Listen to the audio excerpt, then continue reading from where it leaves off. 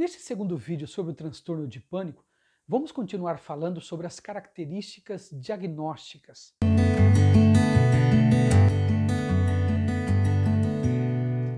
Como já falamos, os ataques de pânico podem ser inesperados, mas recorrentes. Um ataque de pânico é um surto abrupto de medo ou desconforto intenso que alcança um pico em minutos e durante o qual ocorrem 4 ou mais de uma lista de 13 sintomas físicos e cognitivos. O termo recorrente significa literalmente mais de um ataque de pânico inesperado, e o termo inesperado se refere a um ataque de pânico para o qual não existe um indício ou desencadeante óbvio no momento da ocorrência, ou seja, o ataque parece vir do nada, como quando o indivíduo está relaxando ou emergindo do sono, ataque de pânico noturno.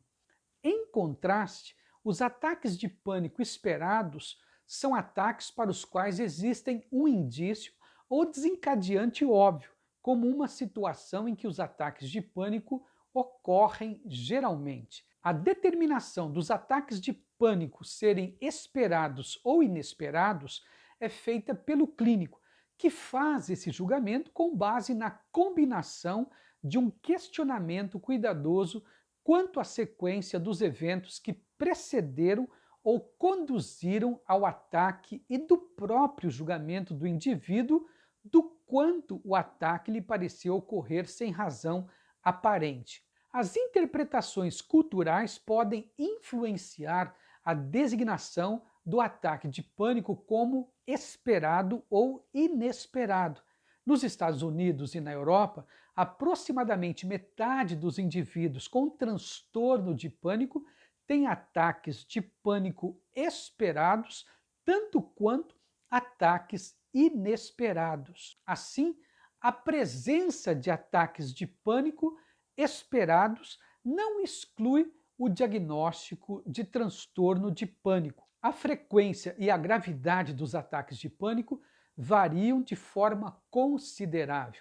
Em termos de frequência, pode haver ataques moderadamente frequentes, por exemplo, um por semana, durante meses, pequenos surtos de ataques mais frequentes, por exemplo, todos os dias, separados por semanas, meses sem ataques ou ataques menos frequentes, por exemplo, 2 por mês, durante muitos anos. As pessoas que têm ataques de pânico infrequentes se parecem com as pessoas com ataques de pânico mais frequentes em termos de sintomas do ataque, características demográficas, comorbidade com outros transtornos, história familiar e dados biológicos. Em termos de gravidade, os indivíduos com transtorno de pânico podem ter ataques com sintomas completos, 4 ou mais sintomas, ou com sintomas limitados, menos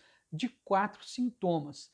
E o número e o tipo de sintomas do ataque de pânico frequentemente diferem de um ataque de pânico para o seguinte.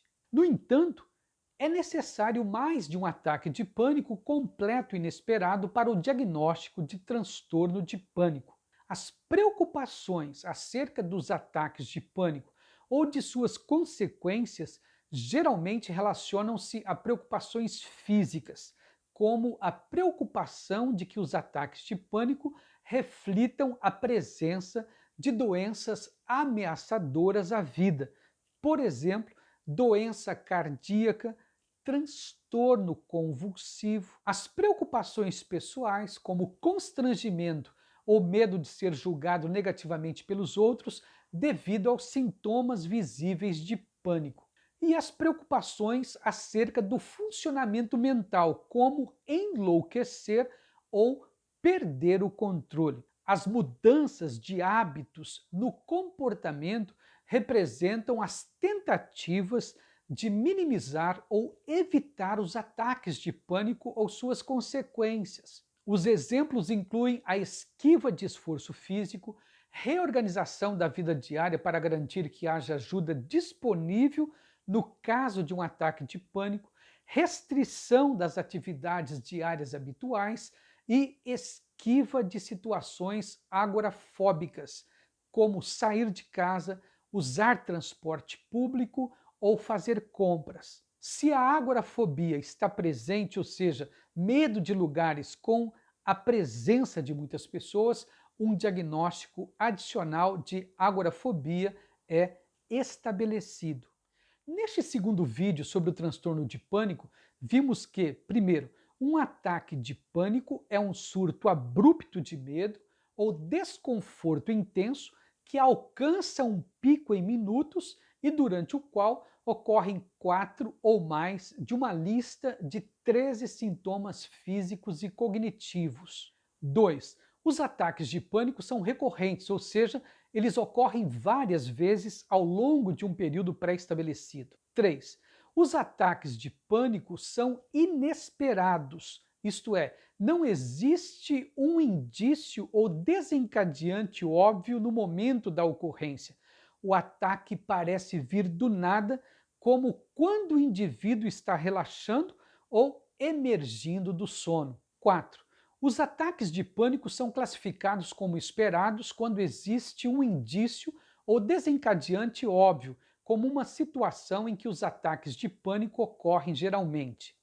5. A presença de ataques de pânico esperados não exclui o diagnóstico de transtorno de pânico.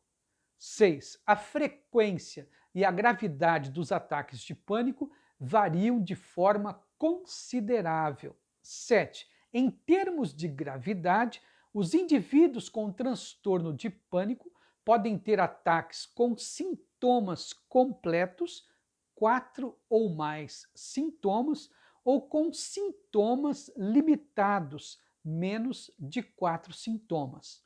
8. A quantidade e o tipo de sintomas do ataque de pânico frequentemente diferem de um ataque de pânico para o seguinte. 9. É necessário mais de um ataque de pânico completo inesperado para o diagnóstico de transtorno de pânico. 10. As preocupações acerca dos ataques de pânico ou de suas consequências geralmente relacionam-se a preocupações físicas, a preocupações pessoais e a preocupações acerca do funcionamento mental, como enlouquecer ou perder o controle. 11. As mudanças de hábitos no comportamento representam as tentativas de minimizar ou evitar os ataques de pânico ou suas consequências.